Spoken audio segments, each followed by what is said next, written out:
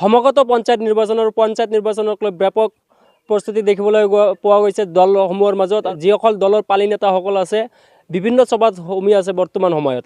আৰু মই বৰ্তমান উপস্থিত আছোঁ বগৰীগুৰি গাঁও পঞ্চায়তৰ ৯ নম্বৰ খণ্ডত। আৰু ৯ নম্বৰ খণ্ডত মোৰ কেমেৰাত সতীৰ্থ বৰ্জনে দেখাব যিটো ৰাস্তাৰ জৰাজীৰ্ণ অৱস্থা। বিধায়কগৰাকী নিৰ্বাচনৰ পূৰ্বে কথা দিছিল যদিও এতিয়ালৈকে বিধায়কগৰাকী খা খবৰ লোৱা নাই বুলি স্থানীয় ৰাইজে অভিযোগ উঠাইছে। আৰু ইয়াত কিছু ৰাইজ উপস্থিত আছে, তেওঁলোকৰ পৰা মই কিছু কথা জানিবলৈ চেষ্টা কৰিম। এই ৰাস্তাটো কেতিয়াৰ পৰা জৰাজীৰ্ণ অৱস্থাত পৰি আছে। হয়, কি জনাব? এই ৰাস্তাটো কিমান দিন হ'ল জৰাজীৰ্ণ অৱস্থা? এইটো ৰাস্তা মোটামুটি 10-15 বছৰমান হ'ল, 10-12 বছৰমান হৈছে।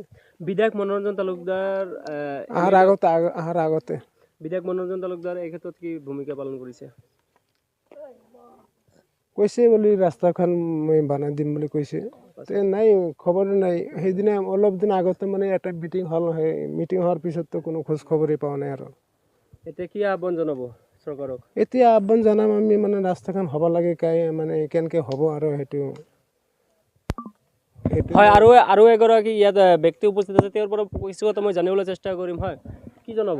মোৰ যিটো ৰাস্তাৰ যিটো সমস্যা, আমি খুব মানে পিছপৰা অঞ্চলটো।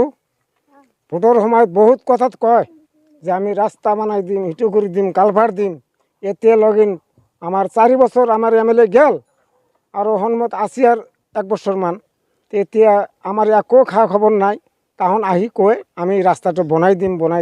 কোনো খবৰো নাই। এতিয়া যে ৰাস্তাটো আমাৰ অসম চৰকাৰ আছে, আমাৰ ভাৰতৰ চৰকাৰ আছে, মোদী চৰকাৰ আছে, তাহোন যদি অলপ সহায় কৰে তেনেহ'লে আমি খুব ভাল পাম।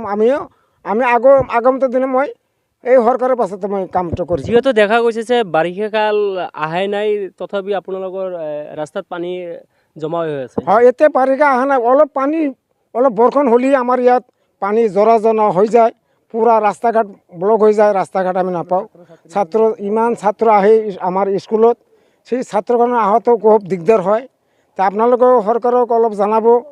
আপোনালোকৰ যিহেতু সাংবাদিক ভাই, আপোনালোকক অনুৰোধ কৰি আছোঁ, আপোনালোকৰ চৰকাৰ তাতে দিয়ক, আমি বিৰাট ভাল পাম আৰু কি। হয়, আৰু এগৰাকী ব্যক্তি ইয়াত উপস্থিত আছে, উত্তৰ দুমনি প্ৰাথমিক বিদ্যালয়ৰ প্ৰধান শিক্ষক। তেওঁৰ পৰা কিছু কথা জানিবলৈ চেষ্টা কৰিম। ইয়াত ছাত্ৰ ছাত্ৰী কিমানজন আছে? প্ৰথমতে B24 নিউজে মই অশেষ ধন্যবাদ জনাইছোঁ। আমাৰ এই পিছপৰা চুবাৰ বা দুমনি গাঁৱৰ উত্তৰ দুমনি যিটো চুবা, আমাৰ খা খবৰ ল'ব আহিছে ৰাস্তা ঘাটৰ সম্পৰ্কে মই অশেষ ধন্যবাদ জনাইছোঁ। যিয়ে নহওক, আমাৰ এই আৰমাৰী চুবাটো ৰাস্তাটো মানে বহুদিনীয়া সমস্যা এইটো। যিহেতু মই জনামতে ইতিমধ্যে আমাৰ এই বিধায়ক মনোৰঞ্জন তালুকদাৰ ডাঙৰীয়া আমাৰ এই চুবাতে আহি মিটিং কৰি গৈছে আৰু কথা দি গৈছে, ৰাস্তাটো ধৰা হৈছে আৰু অলৰেডি কামটো আৰম্ভ হ'ব বুলি কৈছে। এতিয়া বিভাগীয়ভাৱে ভিতৰে কেমান আগবাঢ়িছে মই সেইটো গম নাপাওঁ, কিন্তু মানে ওপৰে যিটো দেখা পাইছোঁ হয়তো কোনো পদক্ষেপ এতিয়ালৈকে লোৱা নাই।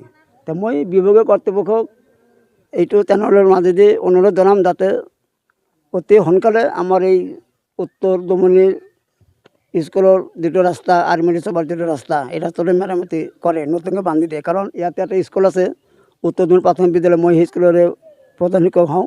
তেওঁ ল'ৰা ছোৱালীক খেলি বিশেষ কৰি বাৰিষা কালত স্কুলত আহোঁতে বাৰুকৈ সংকট বোধ কৰে, আহিব নোখোজে, স্কুল ক্ষতি কৰে। গতিকে ল'ৰা ছোৱালীখিনি বা স্থানীয় ৰাইজে যাতে অনায়াসে এইটো ৰাস্তা দি অহা যোৱা কৰিব পাৰে, সেইকাৰণে অতি সোনকালে ৰাস্তাটো নতুনকৈ বনোৱাৰ কাৰণে মই বিভাগীয় কৰ্তৃপক্ষক এইটো চেনেলৰ জৰিয়তে মই অনুৰোধ জনাইছোঁ। ছাত্ৰ ছাত্ৰী কিমান আছে? ছাত্ৰ ছাত্ৰী বৰ্তমান আছে 50জন।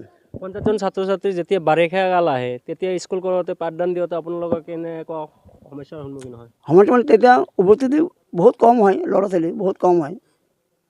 মই আমাৰ মাননীয় মুখ্যমন্ত্ৰী ডাঙৰীয়াক অনুৰোধ জনাম যাতে মাননীয় মুখ্যমন্ত্ৰী ডাঙৰীয়া আমাৰ ৰাজ্যত বহুতখিনি উন্নতি কৰিছে, তাৰ লগতে আমাৰ এই দুমনি গাঁৱৰ যিটো আৰমাৰী উত্তৰ চুবাৰ যিটো হেবিটেশ্যন য'ত এটা স্কুল আছে, উত্তৰ দুমনি প্ৰাথমিক বিদ্যালয়, সেই উত্তৰ দুমনি প্ৰাথমিক বিদ্যালয়ত যিখিনি ল'ৰা ছোৱালী ইয়াতে অধ্যয়ন কৰে, পঢ়ে আৰু ইয়াৰ স্থানীয় ৰাইজ যি কষ্টৰ মাজেদি হাট বজাৰ কৰে, মই মাননীয় মুখ্যমন্ত্ৰীক অনুৰোধ জনাম যাতে মাননীয় মুখ্যমন্ত্ৰী নিজে হস্তক্ষেপ কৰি আমাৰ এই দুমনি গাঁৱৰ আৰমাৰী উত্তৰ চুবাৰ যিটো চুবা আছে, এই চুবাৰ একদম জৰাজীৰ্ণ অৱস্থাৰ যিটো ৰাস্তা, এই ৰাস্তাটো যাতে খুব সোনকালে কৰি দিয়ে, মই অনুৰোধ জনাওঁ। ঠিক আছে।